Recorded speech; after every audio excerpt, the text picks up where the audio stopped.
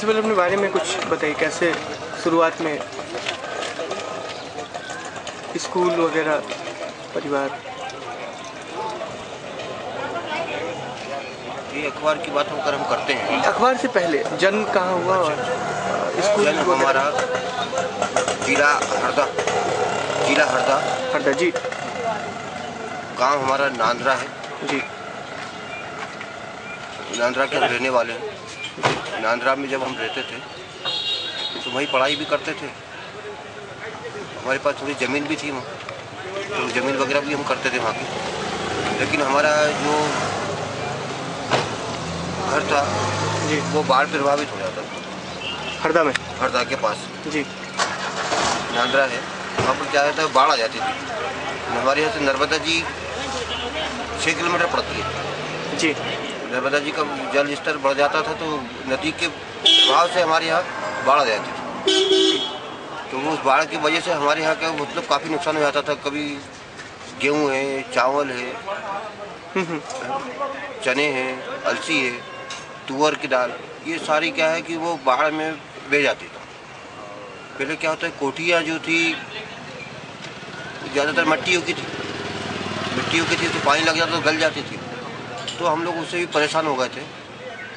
वहाँ से आए भोपाल में आकर हमने यहाँ पर हमारे रिश्तेदार थे। स्कूल वगैरह कहाँ पे हुआ, गांव में या मैं गांव में पढ़ के यहाँ भोपाल में आया। मैंने भोपाल में भी पढ़ाई करी। कहाँ तक पढ़ाई की? मैं 10वीं तक मैंने पढ़ाई करी और 10वीं में फेल हो गया मैं। उसके बाद फिर मैंने पढ़ाई नहीं करी क्योंकि घर की आर्थिक स्थिति इतनी खराब हो गई थी कि गाँव से आए हुए लोग थे, शहर में सेटल होना बहुत बड़ी मुश्किल। तो भोपाल में कहाँ आके रहे आप? भोपाल में हम रहे रोशनपुरा नाके पे। रोशनपुरा में सबसे पहले सबसे पहले हम रोशनपुरा नाके पे रहे।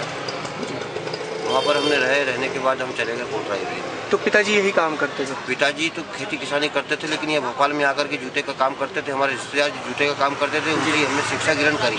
जूते की रिपेयरिंग का काम उनसे ही सीखा हमने, क्योंकि हम गाँव के रहने वाले थे तो खेती किसानी का काम जानते थे जी।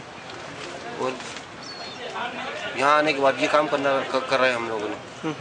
तो अब आप जिस लाइन में हम गए उसी लाइन में चलते रहे, ये वाला। अब उसके बाद क्या हुआ कि हमने जब देखा कि हम लोगों को, हम यहाँ भोपाल में अगर हैं और भोपाल में है तो मतलब दुकानों की आवश्यकता पड़ती है कि बरसात में भी क्या दिक्कत रहती है, गर्मी में भी दिक्कत आ जाती है ना, ज़्यादा सर्दी हो तो दिक्कत आ जाती है। तो हम लोगों को दुकानों की आवश्यकता पड़ी, लेकिन गवर्नमेंट ने हमें यहाँ छोटी छोटी दुकानें दी। जब गवर्नमेंट ने दुकानें दी तो क्या था कि ये सन 98-99 में ये दुकानें हटाई जा रही थी। नहीं, मिली कब दुकान ये आपको?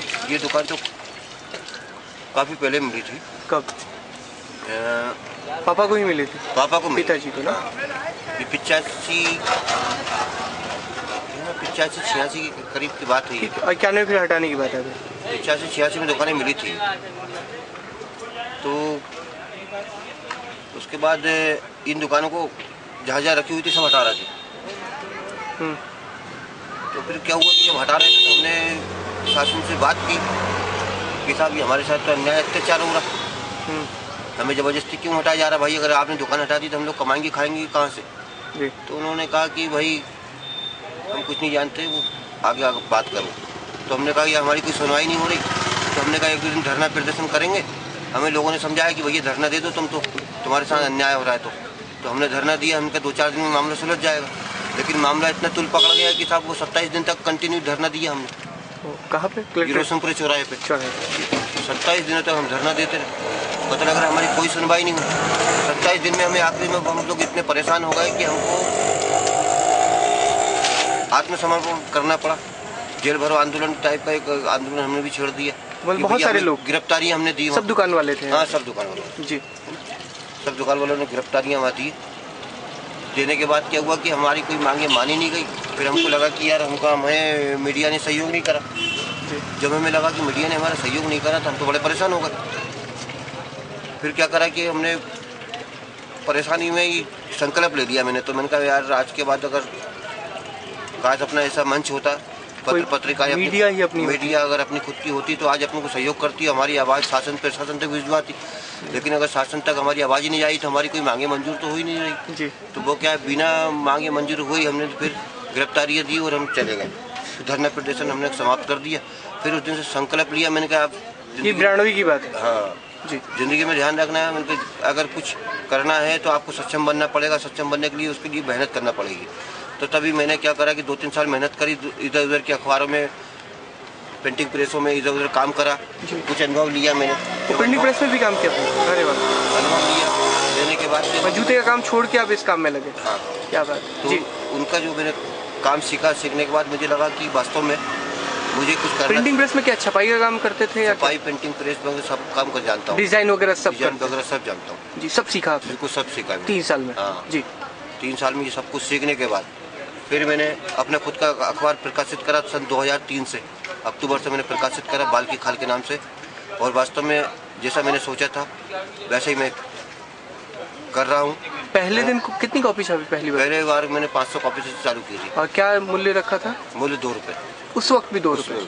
ये 2 रुपये वाला मूल्य कब 2 तक रुपये वाला मैंने बाद में चेंज ही नहीं करा। कब तक चला ये? अभी तक चल रहा है। कब तक? मतलब ये मान लो कि अगस्त 2011 2011 तक। फिर फॉर्मेट क्यों बदला आपने? मैंने इसलिए बदला कि हाँ, मध्य प्रदेश शासन ने कहा कि हम मंथली अखबारों को विज्ञापन प्रसारित नहीं कर सकते।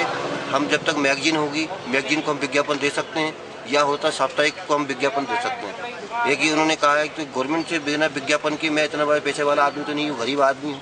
तो मैंने सोचा कि काम करता हूँ कि भाई गवर्नमेंट ने जहाँ पर जो ज़बरदस्ती हम पे एक तरीके से थोपना कहूँगा, क्योंकि ये जो अखबार है मेरा, ये अखबार उन व्यक्तियों तक जाता था जिन व्यक्तियों की आवश्यकता होती है।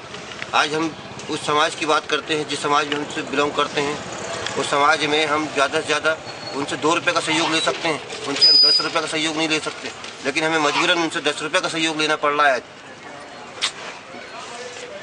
एक मीटर हमारा ये रहा। फिर बाद में क्या हुआ कि आज कंटिन्यू हमें ज़्यादा से ज़्यादा 5-6 महीने हो गए, 5-6 महीने से कंटिन्यू मुझे को यही मैगजीन निकाल रहा हूँ। तो मैगजीन में पर आप दिल से चाहते नहीं है मैगजीन निकालना? मैगजीन में चाहता नहीं, सिर्फ विज्ञापन की वजह से, चूंकि दबाव है विज्ञापन की वजह से ही मैं चाहता हूँ कि चलो ठीक है। फिर मुझे भी समझाया गया कि यार ये अखबार जो है, आज दैनिक अखबार भी आते हैं, ये टेबल पे आप पटक देते हो, तो दैनिक अखबार को सुबह पढ़ते हैं, शाम को लोग हाथ नहीं लगाते, है ना।